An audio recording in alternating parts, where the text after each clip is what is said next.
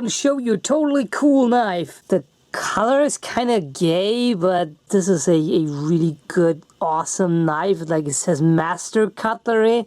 Like, this is a master knife. Like, there's this thing there, and you like push it to the side, and then you like use the thumb hook there, and ow, and then you like, yeah, then you can close it. There are some astonishingly bad and useless reviews on the internet. Like, this blade is crap, I couldn't split a rock with it. Or, didn't watch the movie but the title is stupid. I mean, maybe not quite that bad, but I've seen some pretty horrible things. So I've got a little list here of things that I find important to keep in mind, and hopefully it helps. So let's get to it.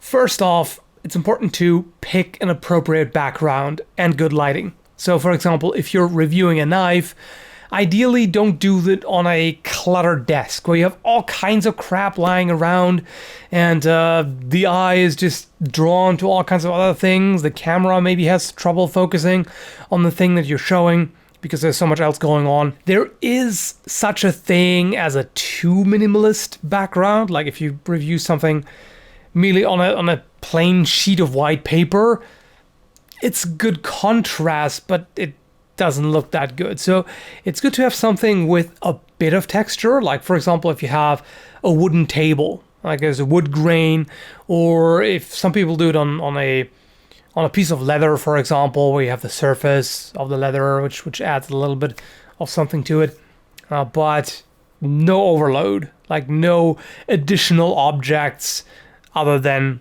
the thing that you're reviewing itself. And lighting. Lighting is extremely important, especially for things like that. If you want to show details, crank it up. Get a bunch of video lights, shine it all on there. Ideally, soft lights with the white sheet in front. Also avoid other distractions in the background. One of my pet peeves is when somebody has a TV running in the background while showing something or talking about it. It's even if they're not talking, which is another pet peeve of mine, it's still annoying to have this random TV noise in the background, so don't do that. Or, I mean, if you have a dog and they start barking, that's hard to avoid, but do your best to, exclude any such background noise. And about the other thing, not talking, I mean, I understand if you don't want to talk to the camera, but there's something awkward about it. You're just showing something in dead silence, or even worse, with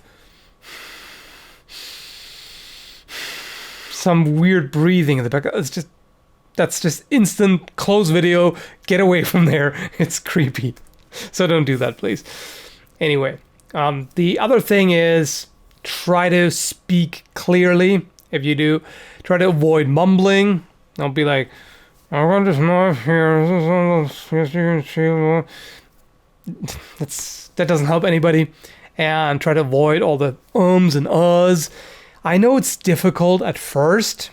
I also struggled with it myself when I started out. And sometimes my tongue still doesn't want to do the things that I want it to do. So, understandable. But try to, instead of going all the time, try to just do a pause. If you have to think, instead of going, just stop talking while you think, and then continue.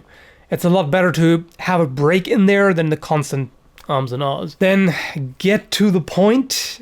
Don't tell us your entire life story.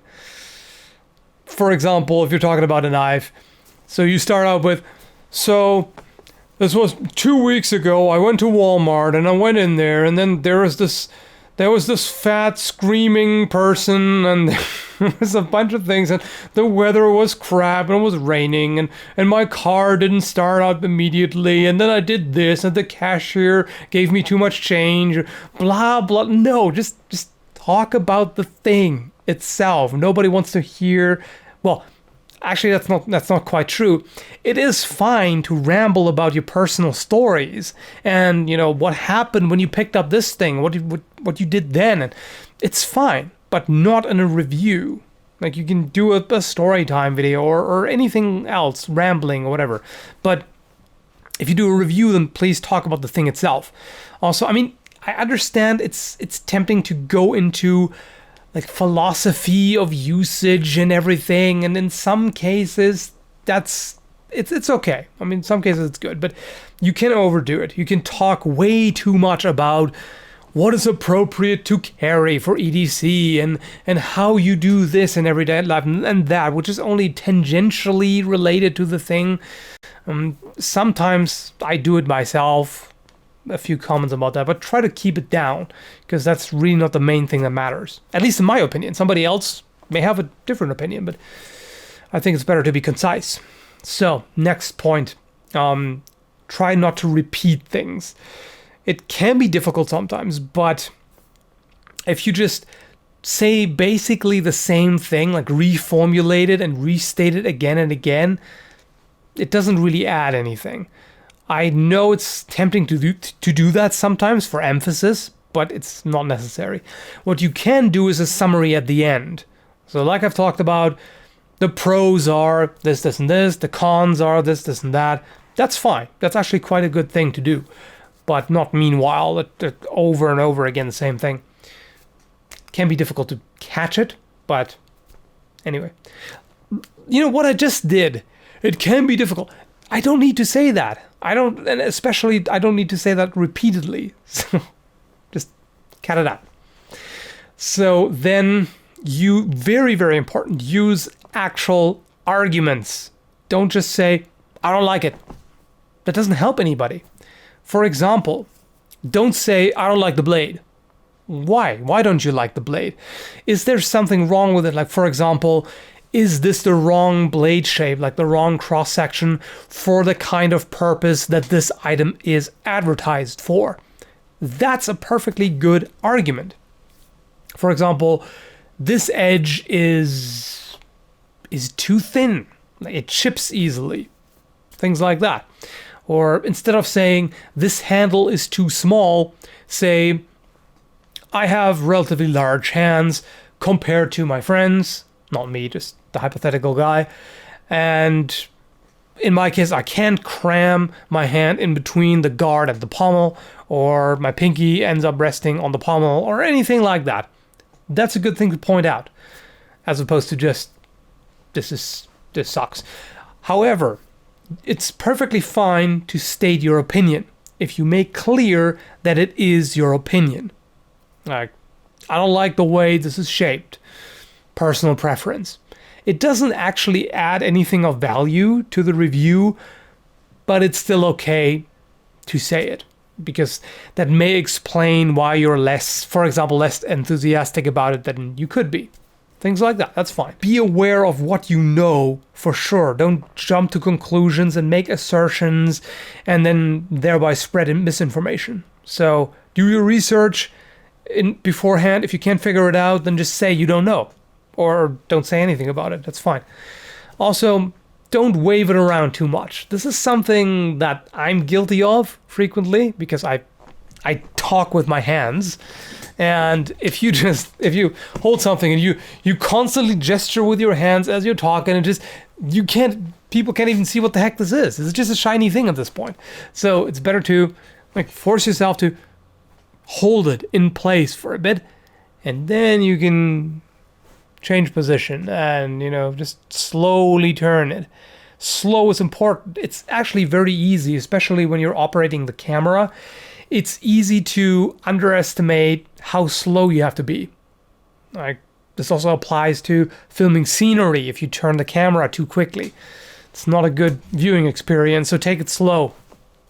And also, I personally think it's good to post measurements in the video description as opposed to saying them in the video, because it takes a while. You're going to be spending a minute or two just going, overall length is 50 centimeters and so many inches, and blade length is this, and blah this and blah that. So I think it's better to just write it down, because then people can look it up, which is more useful anyway.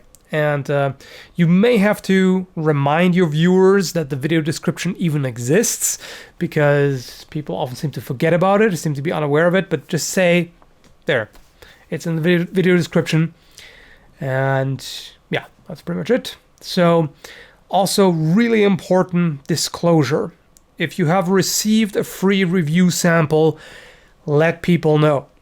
So in my earlier reviews, like 2 years ago or so maybe, sometimes I didn't say it when I got something for free. It didn't happen often, but sometimes I didn't say it because I felt that people would just jump to the conclusion that the entire review is invalid because I got it for free, which means I'm biased, I don't want to say anything bad about it, blah, blah, blah. So, I mean, in that case, whatever. If people think that, they're going to think that. It's more important to be honest. So you have to say it. I know it kind of sucks sometimes, but you have to, I mean, let's face it, there is a chance that you have some bias. Even if you try to avoid it, there is a chance. You're not infallible, and it's important to point that out. And also, it's important to still try to find, criticisms.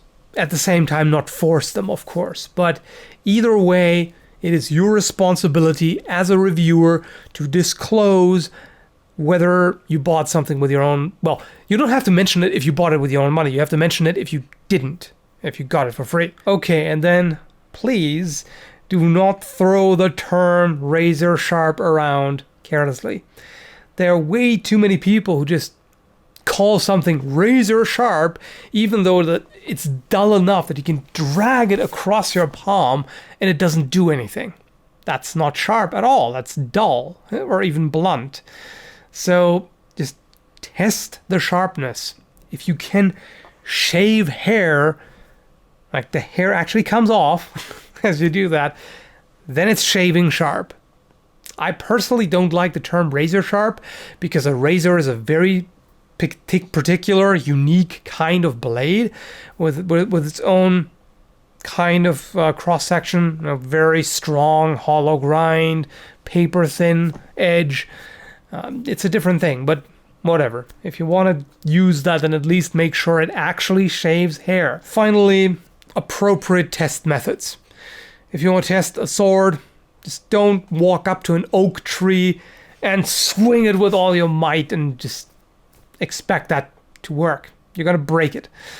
There are ways of... You can do wood chopping in order to test the durability of a sword. In fact, it's quite a good test because it puts a lot of impact on the blade. There's a lot of vibration going through it. If anything loosens up, if the guard loosens up or the pommel pops off... No, I'm not going to do it. If anything like that happens, then yeah, it's a good test. But pick your target appropriately. Don't take on a massive tree trunk. It's not going to work. Branches are fine. Like if it's finger thick branches, perfectly fine. If forearm thick branch is still all right. Just don't go too large because it's just going to mess it up.